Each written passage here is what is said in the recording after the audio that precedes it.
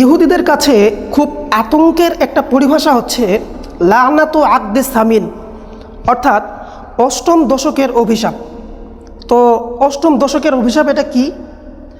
আল্লাহ তাআলা রব্বুল আলামিন বনি ইসরাইলকে একদম শুরু থেকে নিয়ে শেষ পর্যন্ত যতবার তাদেরকে রাষ্ট্রীয় ক্ষমতা দান করেছিলেন, সেই ক্ষমতা কখনোই ৮০ বছরের ঊর্ধ্বে টিকেনি। শুধুমাত্র দুইটি শাসনামল ৮০ বছরকে অতিক্রম করতে পেরেছিল। একটা হচ্ছে হজরত দাউদ আলাইহিস সালাম এবং সুলাইমান আলাইহিস সালামের যৌথ শাসনামল, আরেকটা হচ্ছে বাদশাহ হাশমুনাইমের শাসনামল। শুধুমাত্র এই দুইটি শাসন ৮০ বছরকে অতিক্রম করতে পেরেছিল, আর বাকিগুলো হয়তো ৮০ বছরের আগেই শেষ, আর নয়তো ৮০ বছরের মাথায় গিয়ে শেষ। তো এই দুইটি শাসন যদিও ৮০ বছরকে অতিক্রম করতে পেরেছিল ঠিকই, তারপরেও এই দুইটি শাসনের সমাপ্তির সূচনা হয়েছিল কিন্তু ৮০ বছরের মাথায় গিয়ে। হজরত দাউদ আলাইহিস সালামের শাসনামল ছিল ৪০ বছর, আর সুলাইমান আলাইহিস সালামের শাসনামল ছিল ৪০ বছর, মোট ৮০ বছর। তবে সুলাইমান আলাইহিস সালামের শাসনামল একদম সমাপ্তি হতে ৮০ বছরের কিছুটা বেশি সময় লেগেছিল। আর এদিকে বাদশাহ হাশমুনাইম, তার শাসনামলও যদি ৮০ বছরের ঊর্ধ্বে টিকেছিল ঠিকই, কিন্তু তারও শাসনের পতনের সূচনা হয়েছিল কিন্তু এই ৮০ বছরের মাথায় গিয়ে।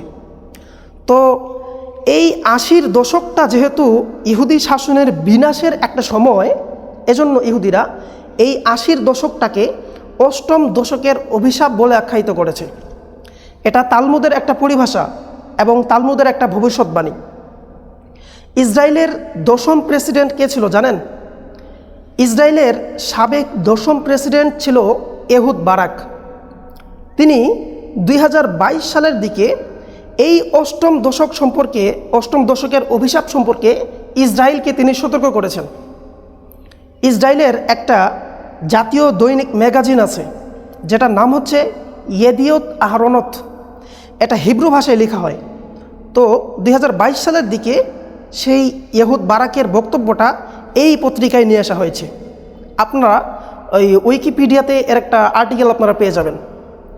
এবং হামাসের যে প্রতিষ্ঠাতা শায়েখ আহমদ ইয়াসিন রহিমাহুল্লাহ তাআলা, তিনিও ইসরায়েলকে এই অষ্টম দশকের অভিশাপ সম্পর্কে সতর্ক করেছেন এবং তিনি মনে করেন যে ২০২৭ কিংবা ২০২৮ সাল এটাই ইসরায়েলের পতনের একটা শুভ সময় বলে তিনি ধারণা করেছেন। বিকজ ইসরায়েলের বিগিনিংটা হয়েছিল ১৯৪৮ সালে, সেই হিসেবে তাদের ৮০ বছর পূর্ণ হবে ২০২৭ অথবা ২০২৮ সালের দিকে গিয়ে। এজন্য তিনি এই সময়টাকে ২০২৭ বা ২০২৮ সালটাকে তিনি ইসরায়েলের পতনের একটা শুভ সময় বলে মনে করেন। বাকিটা আল্লাহ ভালো জানে। তবে আমরা জোর দিয়ে এটা বলতে পারি না যে এই ২০২৭ বা ২৮ এটাই ইসরায়েলের পতনের একদম ফাইনাল সময়, এটা আমরা জোর দিয়ে বলতে পারি না। বিকজ এই বিষয়টা কোরআন এবং হাদিসে স্পেসিফিকলি বলা হয়নি। তবে ইতিহাস আমাদেরকে এটাই বলে, ইতিহাস থেকে আমরা এটাই জানতে পারি।